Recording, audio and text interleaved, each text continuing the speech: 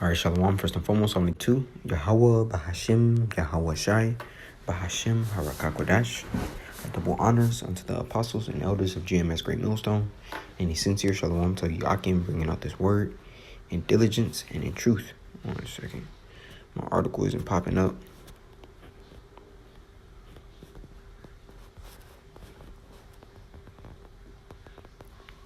But here it is. It says Putin-Trump phone call. Key takeaways, right?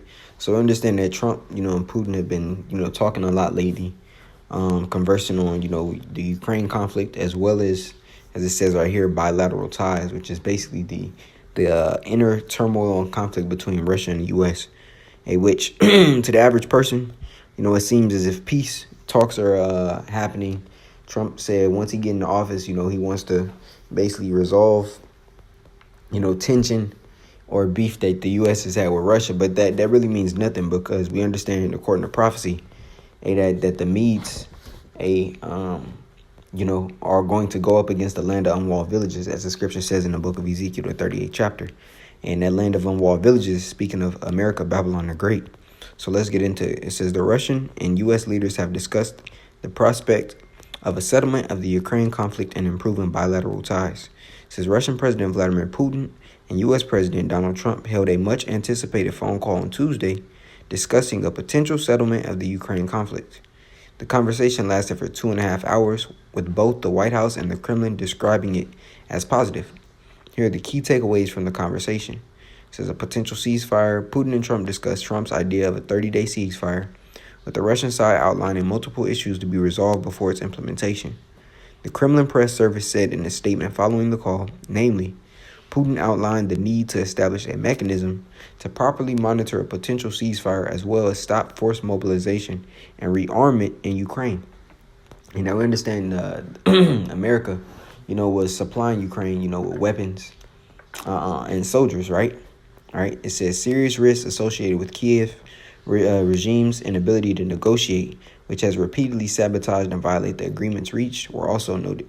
The Kremlin press service adding that Putin also drew Trump's attention to the barbaric crimes committed by Ukrainian militants against the civilian population of Kursk region. All right. So that's one thing. Basically, the conflict in Ukraine, that's one that they spoke about. But I want to speak about this. It says the need for lasting peace. Putin and Trump reaffirmed their commitment to achieving a lasting peace rather than a temporary solution for the Ukraine conflict. Moscow regards the need to eliminate the root causes of the crisis, as well as meet Russia's legitimate interest in the area of security and the complete cessation of foreign military aid and provision of intelligence information to Kiev, as key elements required to achieve the goal, the Kremlin press service noted. Now, we understand the scripture says concerning, the peace, right? This is coming from the book of Isaiah 57 and 21. And the scripture says here, says,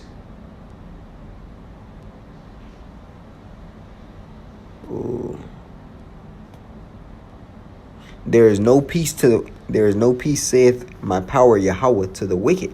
Right? So he wants peace basically to further his enterprise, or give the illusion of peace to further his enterprise. Right? That's why he's having these talks, to make it seem as if they're really levers and moving, to basically create ties between Russia and the U.S., man. Which we understand, even though they're both Edomites, they're enemies, man.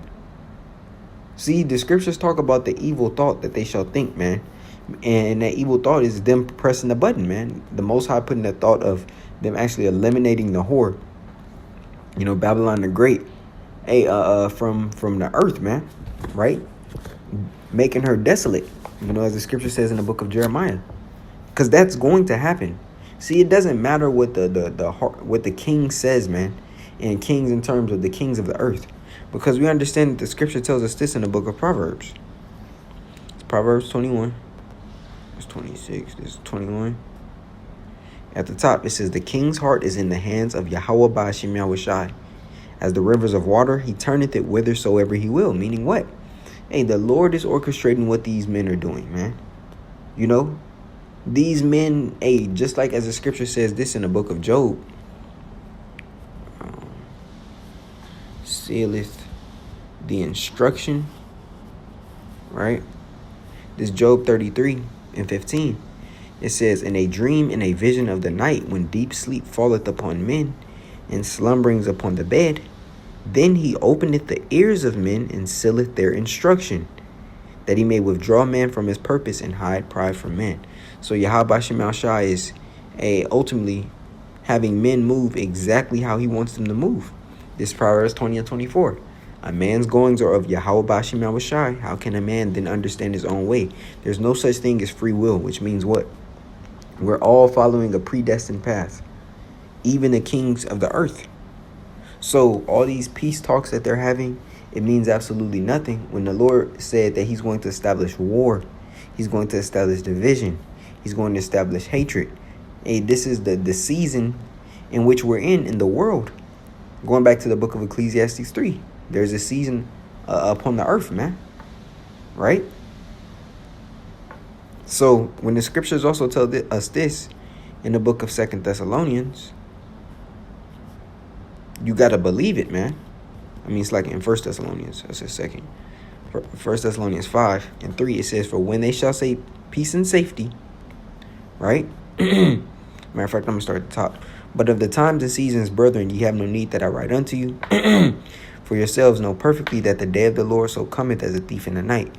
For when they shall say peace and safety, then sudden destruction cometh upon them, as travail upon a woman with child, and they shall not escape. Right? So though they're having all these peace talks and saying, oh, we plan on doing this, and they got bilateral cooperation. Let's go into this word bilateral. Right? It says bilateral political and cultural relations between two states. It says bilateralism is the conduct of political, economic, or cultural relations between two sovereign states. It is in contrast to unilateralism or multilateralism, which is activity by a single state or jointly by multiple states, respectively, when states recognize one another as sovereign states and agree to diplomatic relations. They create a bilateral relationship. States with bilateral ties will exchange diplomatic agents such as ambassadors to facilitate dialogues and cooperations. It says effectively, reciprocally, two nations or parties having two sides of, relating to, or affecting. One second. Two nations or parties. See if it's any more.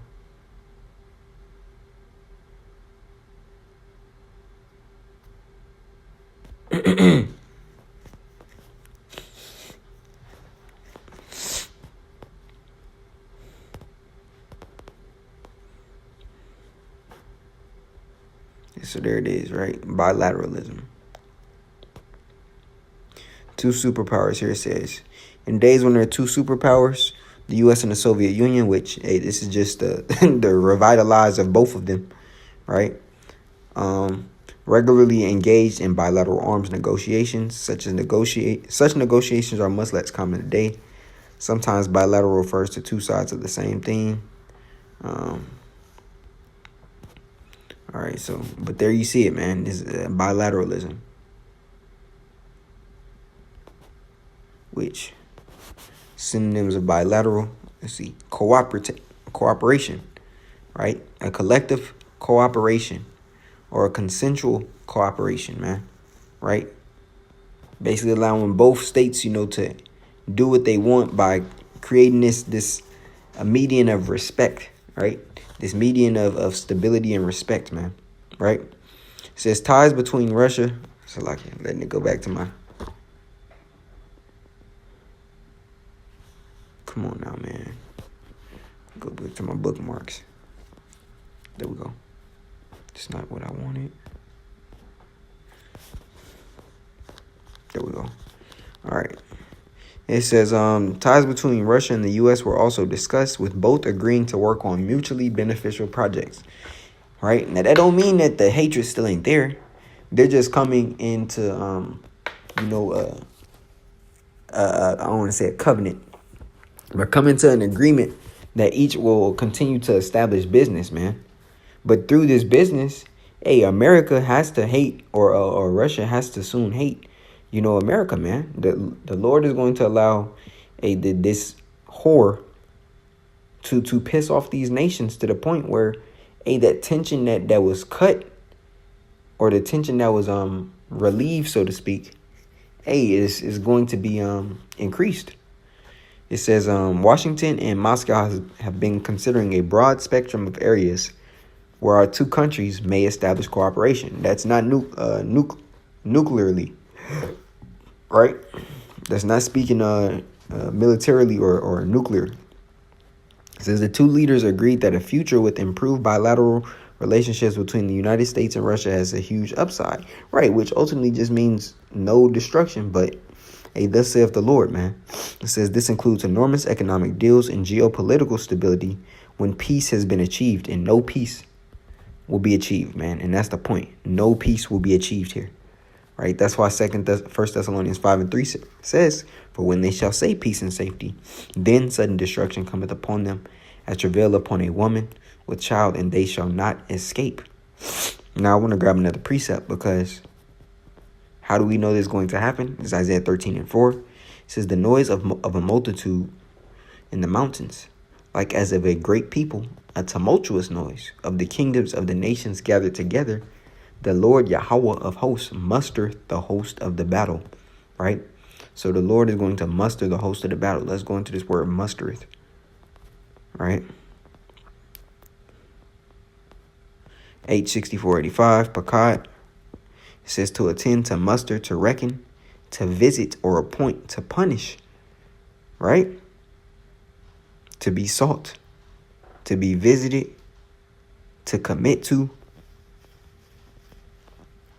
So the Lord is what he's going to bring forth that battle, right? He's going to make sure it happens. He's going to make sure he reckons or visits, both with judgment, man, right?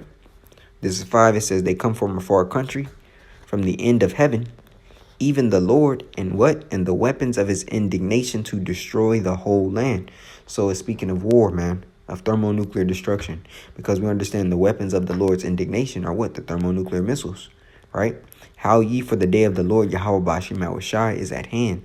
It shall come as a destruction from the Almighty. Therefore shall all hands be faint, and every man's heart shall melt. And they shall be afraid. Pangs and sorrow shall take hold of them.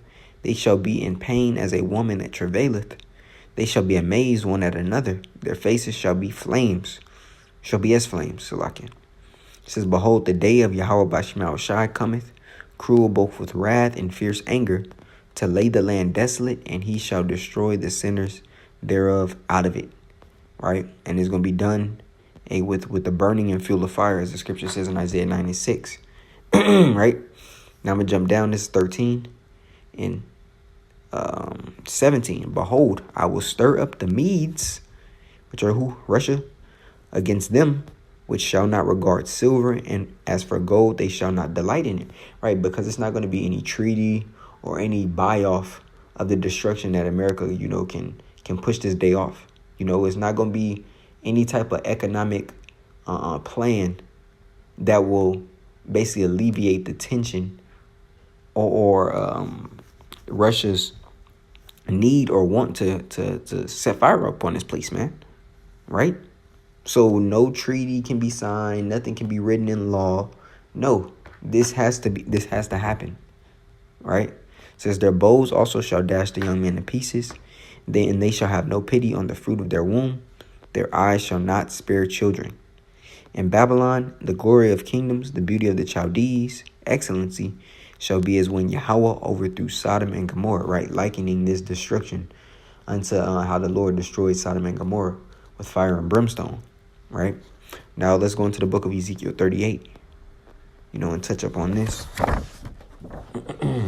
right?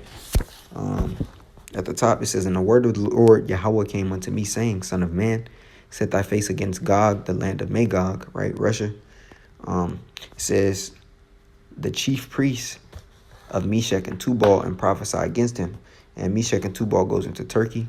It says, and say, thus saith the Lord, power Yahweh, behold, I am against thee, O Gog, the chief prince of Meshach and Tubal, and I will turn back and put hooks into thy jaws, right?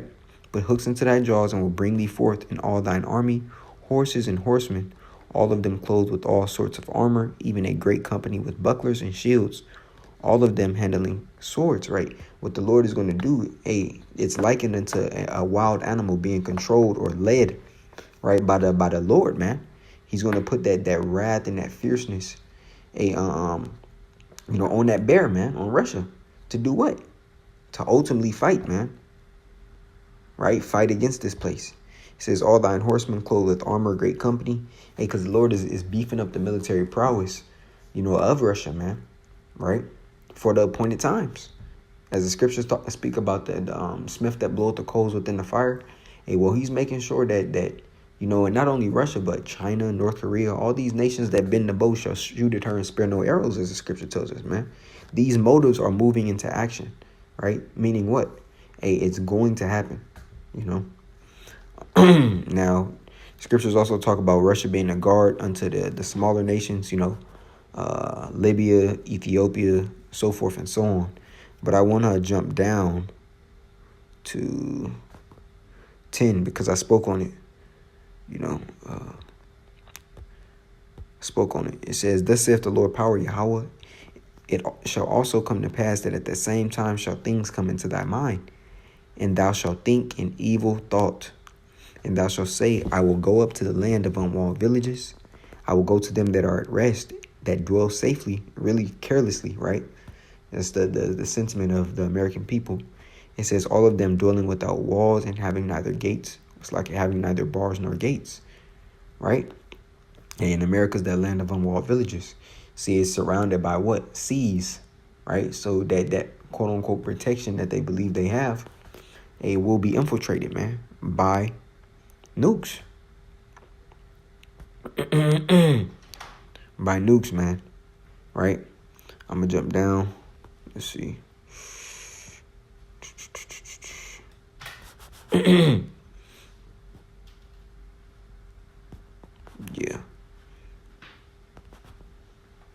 Yeah. This is continuing. It says, and thou shalt say, I will go up to the land of unwalled villages. I will go to them that are at rest, that dwell safely, all of them dwelling without walls and having neither gates nor bars, to take a spoil and to take a prey, to turn thy hand upon the desolate places that are now inhabited, and upon the people that are gathered out of the nations, which have gotten cattle and goods that dwell in the midst of the land. But that's the point right there, that all these talks, and the news that they're showing, the world as if things are going so good, it's complete BS. A man can have what he wants in his heart, but at the end, it's the counsel of the Lord that which shall stand, So that's the point. Lord willing, this lesson was edifying. I want to give all praise, glory, and honor unto Yahweh, Bahashim, Yahweh Shai, Bahashim, Harakakwadash. Double honors unto the apostles and elders of GMS Great Millstone, and a sincere shalom to Yakim bringing out this word in diligence and in truth. Shalom.